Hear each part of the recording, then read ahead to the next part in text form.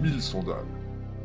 Une société soucieuse du bien-être de ses employés et socialement engagée à travers le monde, c'est l'image que l'entreprise tente de se donner. Mais la réalité est tout autre. Témoignage. Bonjour, je m'appelle Janina, je viens de Roumanie et comme travail chez moi dans mon pays, je suis designer en chaussures. Bah, j'ai raconté dans un de mes voyages à Londres, j'ai raconté une dame qui m'a dit qu'elle travaille pour l'entreprise 1000 sandales. Et elle m'a fait venir chez vous, dans votre pays, ici en Suisse. Une fois arrivé en Suisse, les choses ne se sont pas passées comme c'était prévu avec Madame Maniena.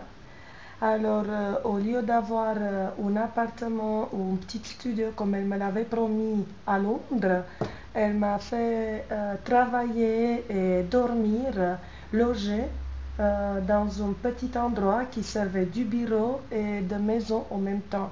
J'avais juste un petit ordinateur, un petit télé et un petit micro-ondes.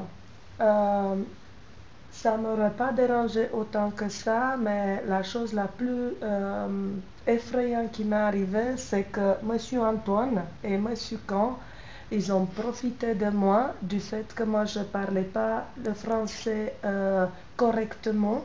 Ils ont profité physique et psychique de moi, de ma personne. Euh, dans un temps, il n'y avait que Monsieur Kant qui venait toute seule. Une fois, c'était Monsieur Antoine qui venait seul. Sinon, j'ai passé aussi des soirées épouvantables avec les deux messieurs en même temps.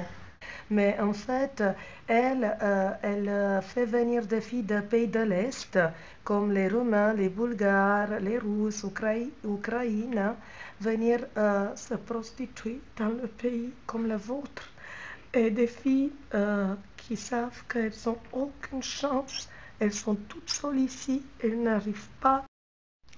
Si j'arrivais pas à faire mon travail, Madame Violaine, elle venait le matin, chaque matin, elle venait dans le bureau pour prendre mon travail, pour prendre tous mes dessins, les designs, tout ce que j'avais créé. Et si je n'avais pas créé ce qu'elle voulait et comme elle le voulait, je me faisais violenter, même taper. Elle m'arrachait les cheveux, elle me tenait les mains, les bras. Dans un temps, elle me tapait sur les doigts assez violemment. J'ai pas pu supporter tout ça. J'ai appelé ma mère dans mon pays et elle m'a envoyé de l'argent et comme ça j'ai pu pouvoir m'enfuir et rentrer chez moi dans mon pays.